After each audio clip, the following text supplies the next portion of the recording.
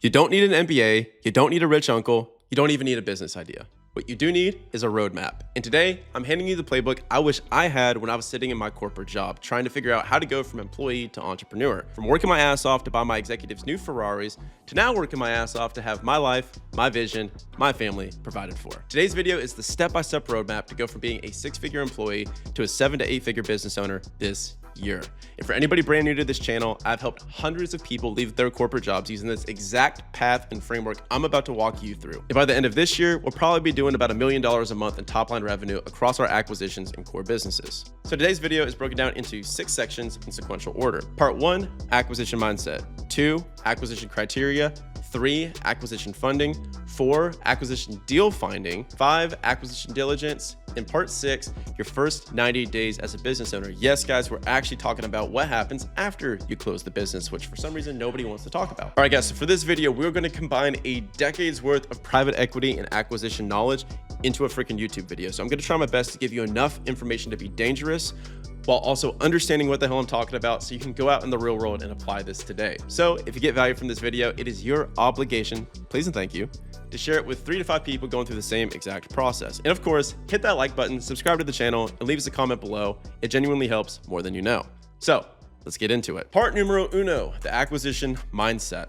The first roadblock, first and foremost, that you're gonna need to overcome is the thought, who am I to be a business owner? You're going to have this freaking story in your head that prevents you from even considering or attempting to purchase a small business because you cannot fathom the idea of being the CEO, of being the boss yourself.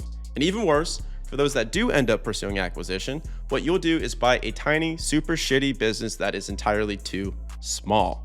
A business that's basically a JOB. Just over broke, because you don't feel qualified enough to buy something in the multi-million-dollar range. This is the single worst thing that you could possibly do, because buying a small business is not like buying a small deal in real estate that you can fix, flip, and package up nicely. You can't do that with business, because here's the truth. It takes the same work, the same skill sets, the same time, the same attention to buy a $3 million business as it does to buy a $300,000 business. And what most people do here is they view it like real estate, to where $200,000 property looks a lot more approachable than a $2 million property. But in business, if you're actually looking for more passivity and a better packaged asset, the $2 million one is gonna be so much better for you than buying the $200,000 fixer-upper.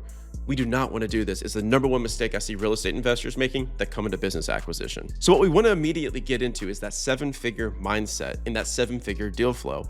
If it's not in the $1 to $3 million range, we are simply not buying it. Do not look at a deal that's less than $1 million, period. Because look, the goal here is to buy a good business at a fair price and make it great.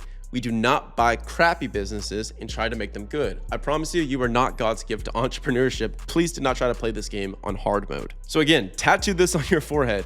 Buying a cheap business is not like buying cheap real estate, because buying a business is going to yield you 10 to 100 times the cash flow of buying real estate, which also means there are 10 times more ways that this can go wrong, more risk. So buying a bigger, better packaged business is actually the less risky strategy, because you will mess up. The only guarantee I'll give you in life, in business, and in this video is you will fail. Good. That's the point.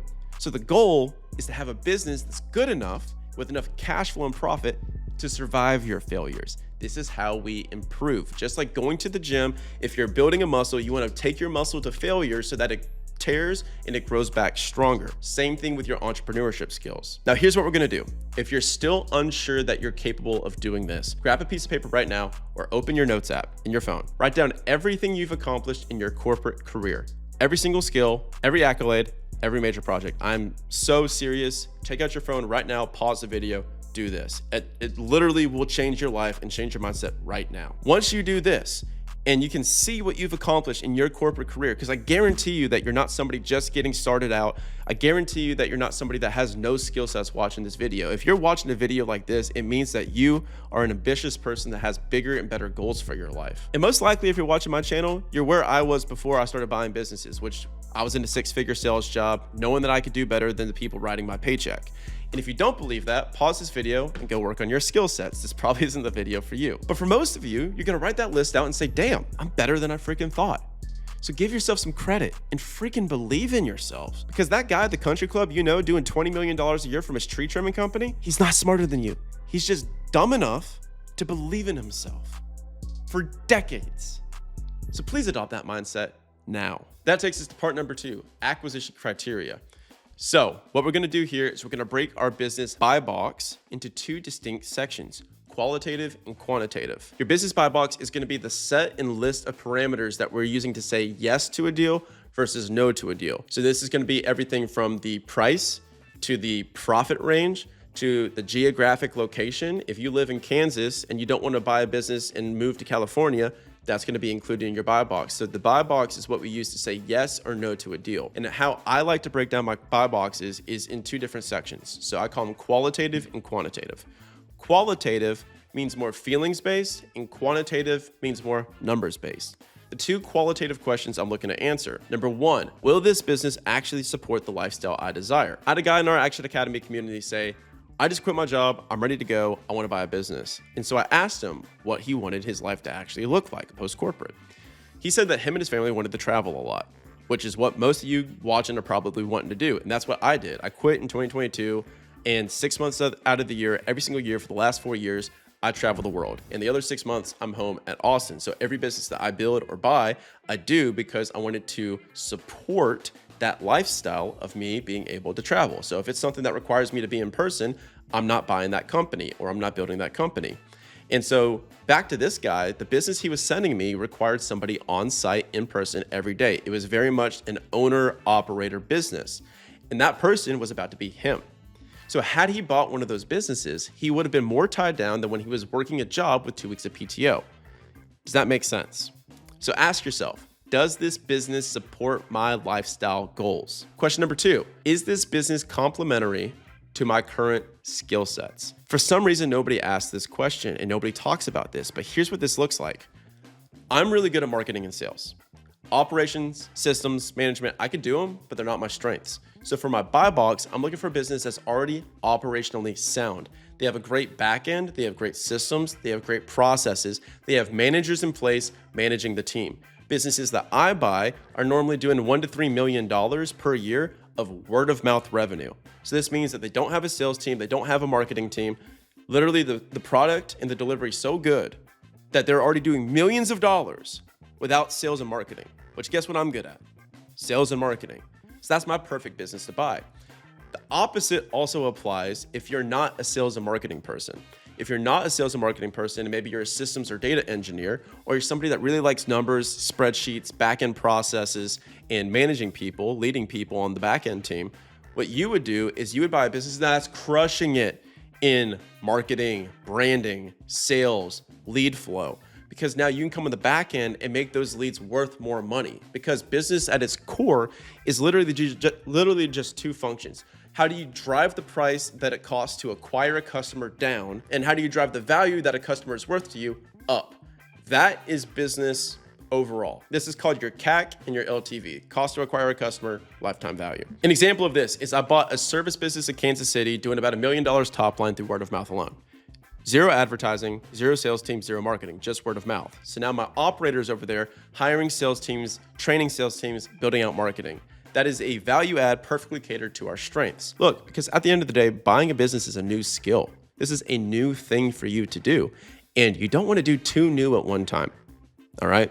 So why would I go through the new process of being a business owner and having a team of 5 to 10 people that now report to me?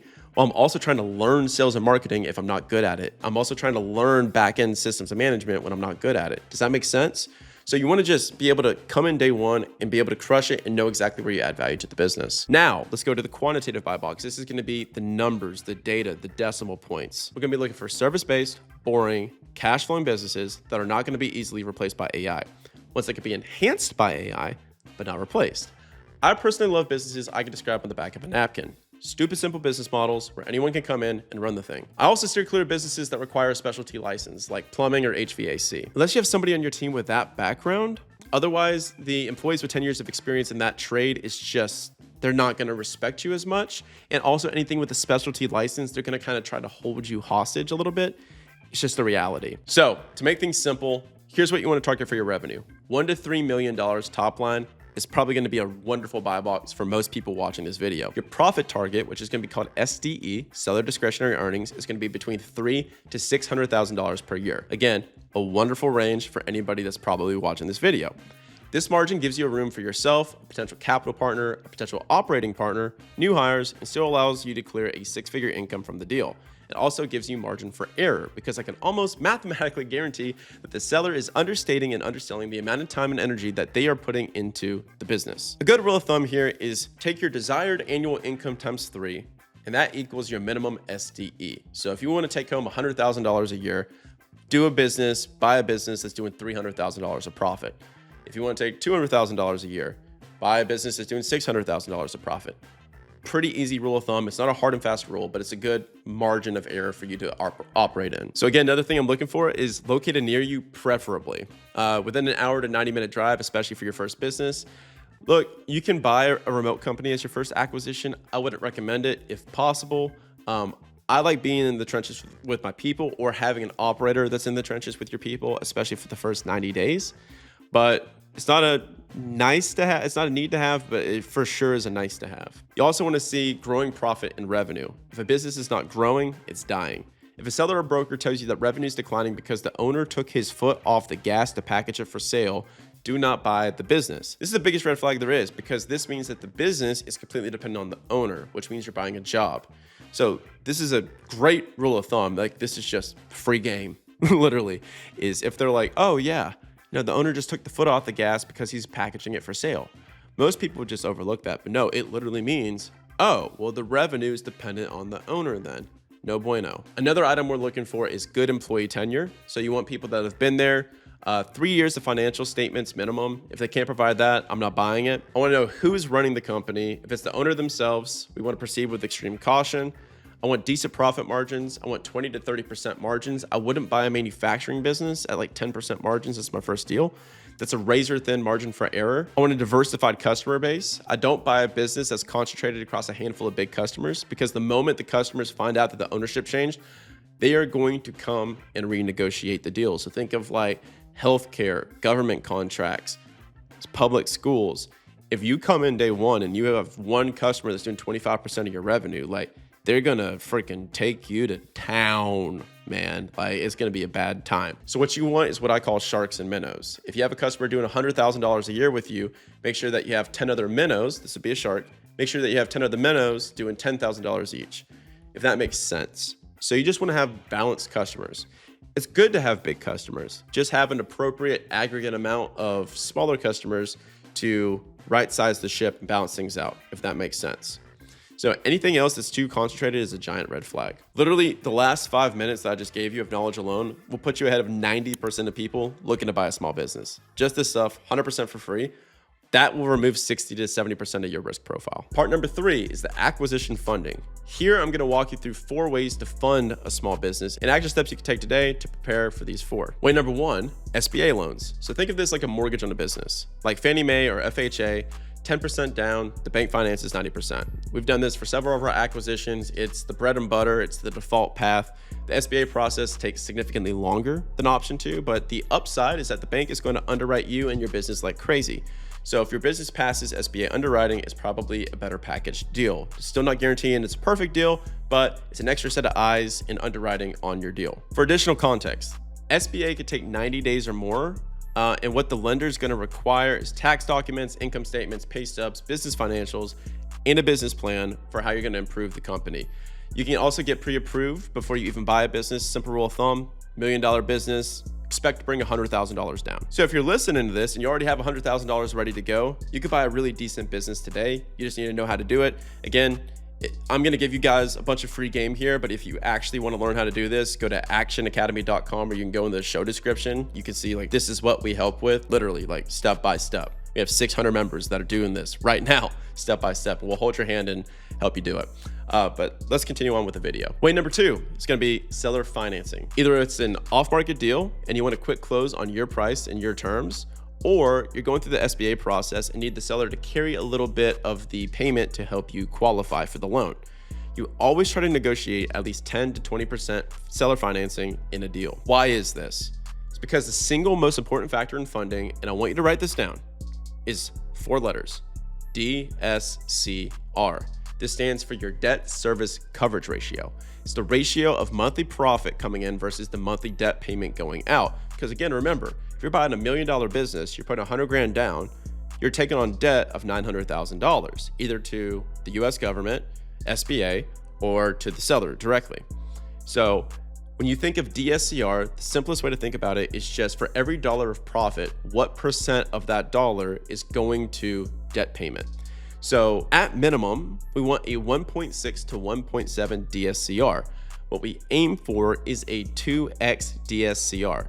So this means that your business is generating double or more what your debt payment is. So that means every 50 cents of every dollar of profit is going to paying down the debt. Now, you can imagine how fun it is when you're debt free on that business and all of a sudden the money's rolling in. So the reason that we use seller financing, even when we're doing an SBA loan, is if that DSCR is going to be way too low. And so we may go to that seller and be like, hey, I'm going to give you 20% more on your asking price, but I need 30% of this done with seller financing. So the amount that we're getting loaned by the SBA is down here. And so my debt payment can actually be where I need it to be. If you use this terminology, most of the time they're going to work with you and it makes sense for both parties. Also, here's a note on seller financing in the human side of it. So 8 or 9 times out of 10, the seller's going to be in their 50s or 60s, sometimes going into their 70s. So they just want to retire. They've been running the business for 10, 15, maybe 20 years. Their kids want to do TikTok dances, or they're in liberal arts school and they don't want to run the tree trimming company. Okay. So what most of them do is they shut these businesses down. This is why this is such a massive economic opportunity today. And these are the only 2 options the seller has, is you either shut it down or you sell it.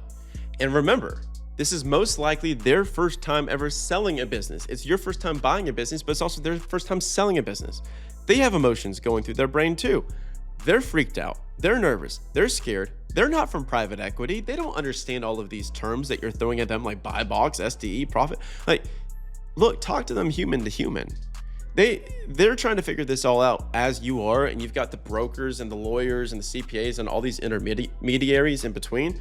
So the more and better relationship that you can establish with the seller directly, the better that the close process is going to be, because you guys can kind of be in it together, because you just want to make sure that their legacy, their company, and their baby survives. That's what they care about. They care that their employees are going to be taken care of. And from a money perspective, if they go through the SBA, they get all the cash in one lump sum. So they're going to lose 25 to 37% of it in taxes immediately. This is the kind of this trigger point for seller financing, because if they seller finance, they can avoid that massive tax bill and they can receive monthly passive payments so that they can avoid the tax hit. This is why we talk about seller financing and we bring it up with every single seller, because some of them just want $10,000 a month to go live in Key West. Okay. So, and other ones want to have kind of their ego stroked and they want to have as much cash as humanly possible day one.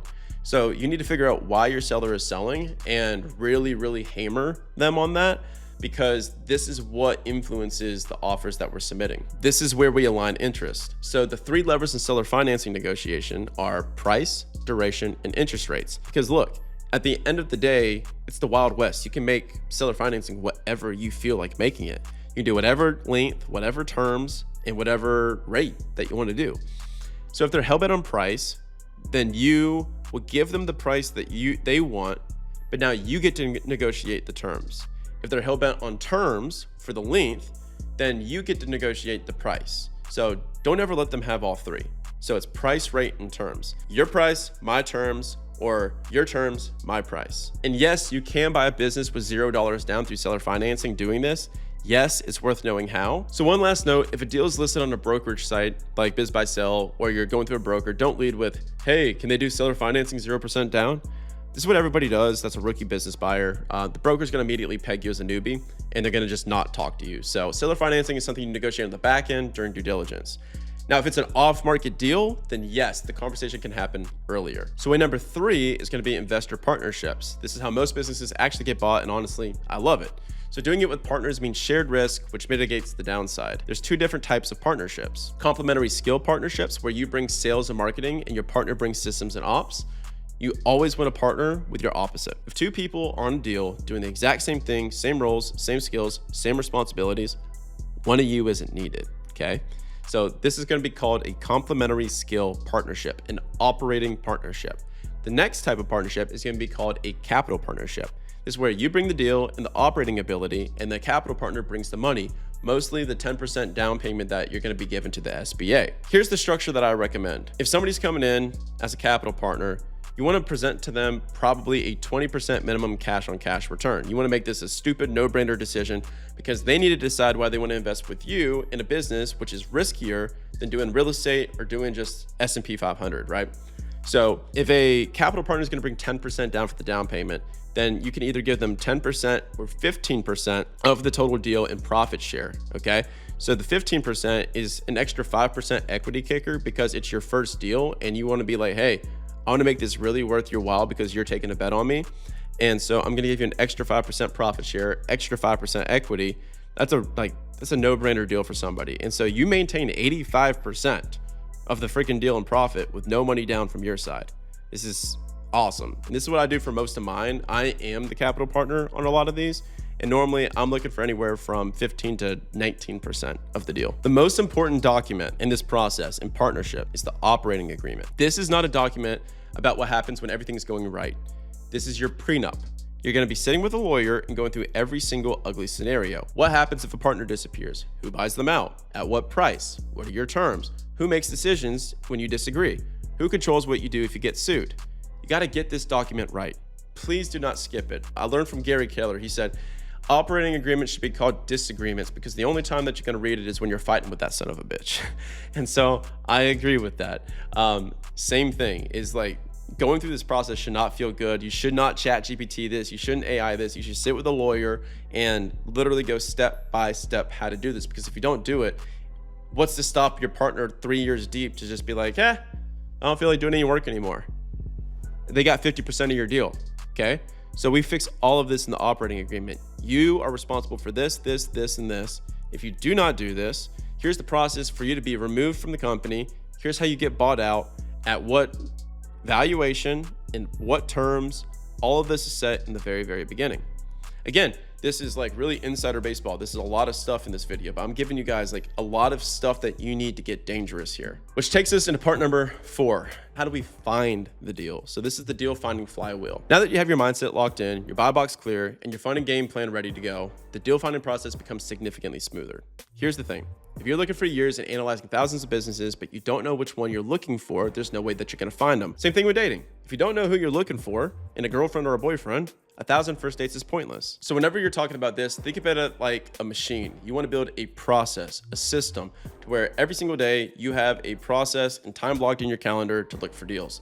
When I think of deal finding for small business, I'm viewing it like a stool. So think of it like a stool and you've got 3 legs to the stool. The first leg to the stool is going to be on market listings. So this is going to be on websites like BizBuySell. Think of these like Zillow for real estate. This is where people go to scroll endlessly. There's a couple of these different ones, but I think BizBuySell is the biggest.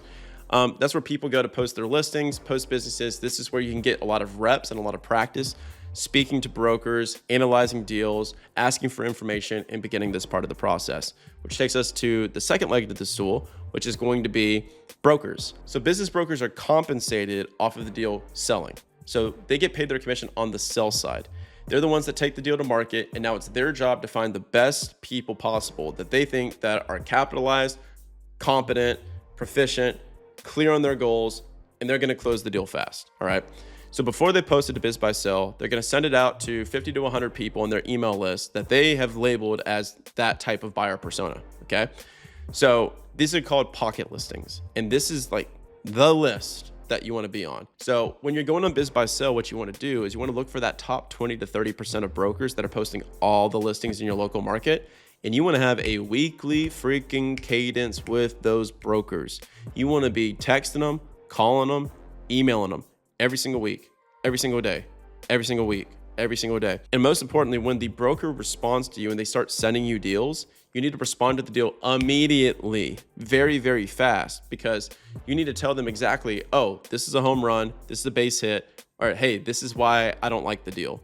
So you need to get really good at doing back of the napkin underwriting so that you can respond to them fast, because the faster you respond to your brokers, the more deals they're going to send your way. Because again, they're looking for somebody that's going to close in 30 days, not 3 years. Third leg of the stool is going to be direct to seller outreach. So this is going to be everything from door knocking, cold calling, mailers. I've seen everything under the sun. People are posting ads looking for businesses to buy. A way that I like to do it direct to seller is there's a lot of for sale by owner Facebook groups. So if you go, it's like literally businesses for sale. There's multiple of them on Facebook with hundreds of thousands of people. And there's so many people in there just selling their companies. Now, these aren't going to be as packaged as something that's going to be presented to a broker or on Biz by Sell. It's going to be direct to the seller. So it's going to be a lot more scattered, a lot more bodies buried that you're unaware of. And you have to be able to come into that conversation and talk the talk pretty quickly and kind of guide them through the process because you don't have a broker that's guiding you through the process. So the best business acquisition process of finding deal flow predictably and consistently is kind of a combination of all three. So that's why it's the three legs to the stool. So if you're doing all three of these every single week, you can most likely expect to be analyzing 10 to 50 deals a week, and then hopefully submitting offers on 1 to 10% of them.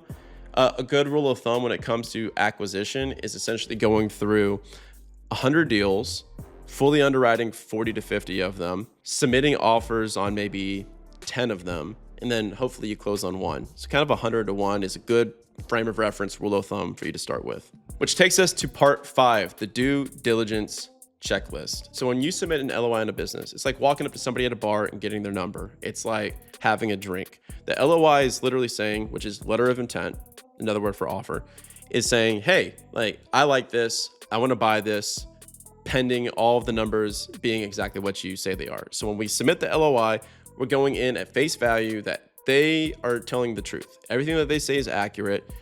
That's what we're doing when we submit the LOI, okay?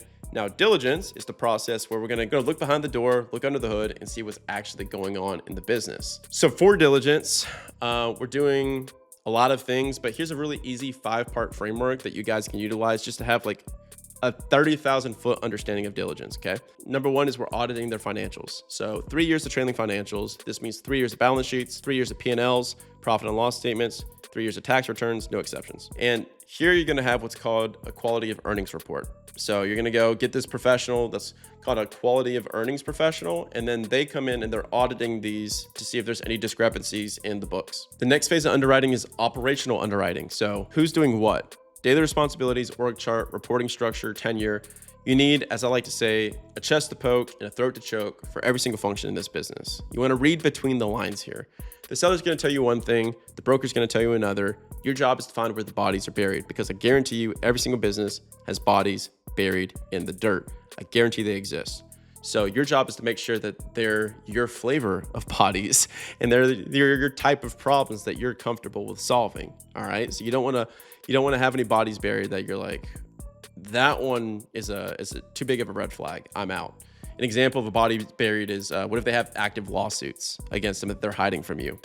That's a body buried that you don't want to dig up. Then we're auditing the customer base. Is it recurring? Is it diversified? Recurring revenue is worth about 3 times as much as one-time revenue. So an example of this is if you have a company that is on a subscription base versus one-time jobs, like a roofing company that gets a monthly fee versus just getting paid when they go out to do the roof, that is an entirely more valuable revenue stream, okay? So then you want to go and you want to follow the entire customer life cycle.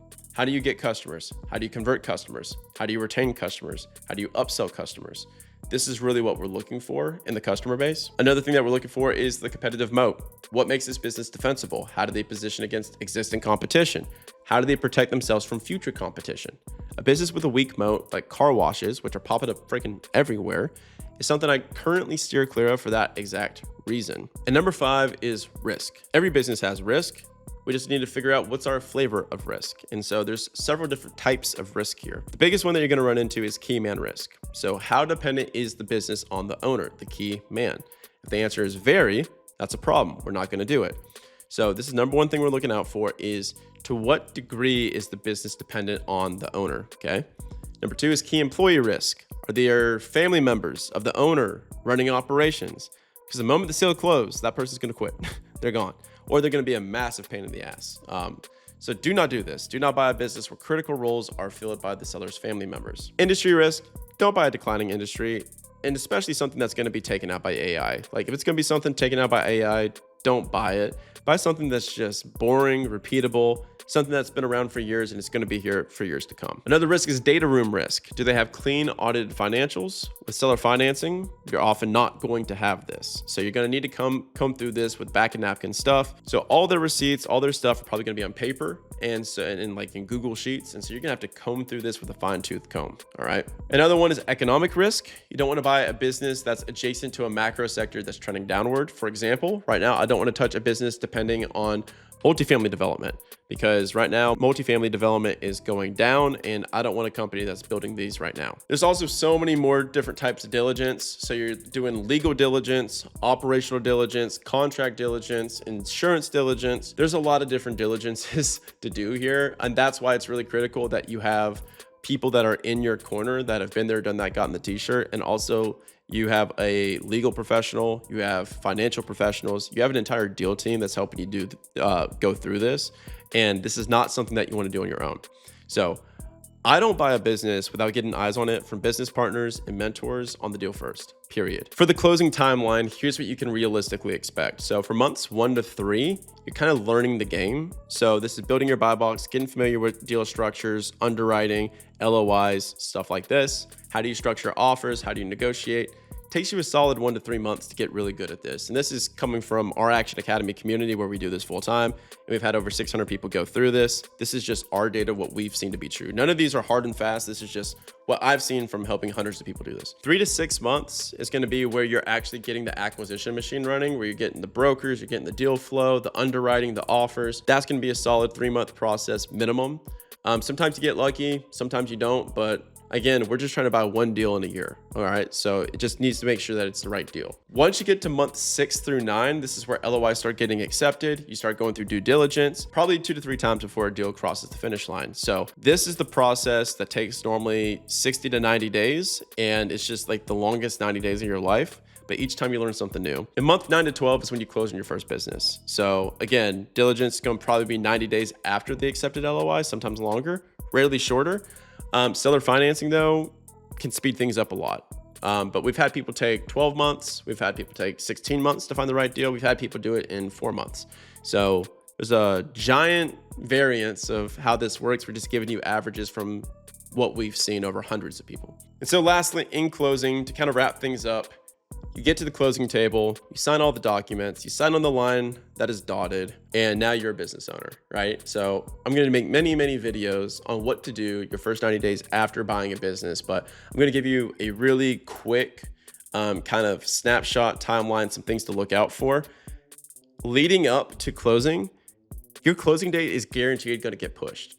So if they're saying it's going to be April 2nd, it's going to be April 15th. So go ahead and expect that. Expect somebody to get cold feet. It's either going to be you, it's going to be your business partner, it's going to be the seller. Someone's going to get cold feet and you're going to have to talk them out of it. And there's just always going to be things that come up in the last second. I promise you.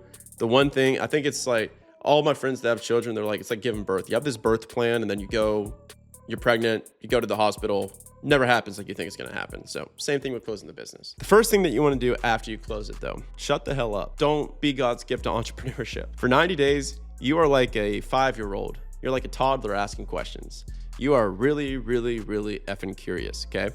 So you're rolling up your sleeves, you're getting with the employees. And again, this is for a passive business owner. Like, the reason that you're passive is because you've got really good people doing the thing. And if the really good people doing the thing don't trust you, like you, or want to do a good job for you, you're not going to be really passive, okay?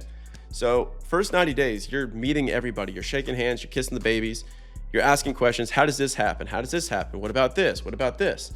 And for the entire first 90 days, you're just evaluating every employee and you're going to them. You're saying, hey, how would you improve this business? What do you think? Because look, the employees actually know the business. You don't know the business. They know the business. And for the first time in their lives, probably, they're having a boss that actually cares and is getting to know them and is valuing their opinions. So this is the process where we just ask a lot of questions. We don't try to be fancy and we figure out who the A players are, who the B players are, and who the F players are that should be freaking fired from the team, okay? Next thing you're gonna do is you wanna get in front of every single major customer. You're gonna be face-to-face. You wanna introduce yourself, shake the hands. You wanna be doing this in contract, in writing, at closing with the seller. The seller has to be the transition. The seller should be there in the room with you or on a Zoom call doing a transition of trust, TOT. So you're going to be with the seller and they're going to be like, hey, Bob, this is Jim, this is Brian.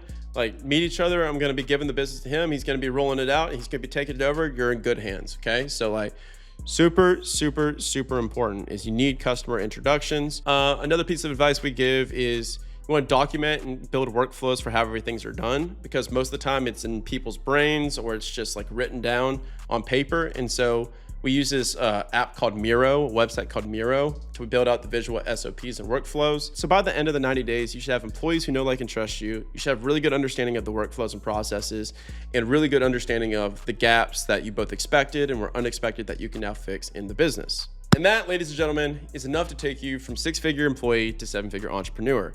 I just handed you what most people charge $10,000 for, right here, completely for free.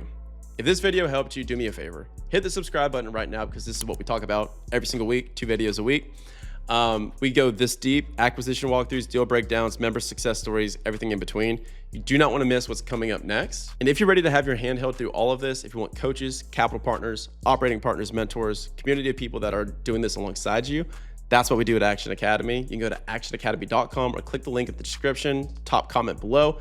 Book a free call with our team. We will literally hop on. We've done thousands of these. We'll hop on and literally coach you and walk you through it and see if this is a fit for you. And also help you kind of dial in your buy box and get a little bit of clarity yourself.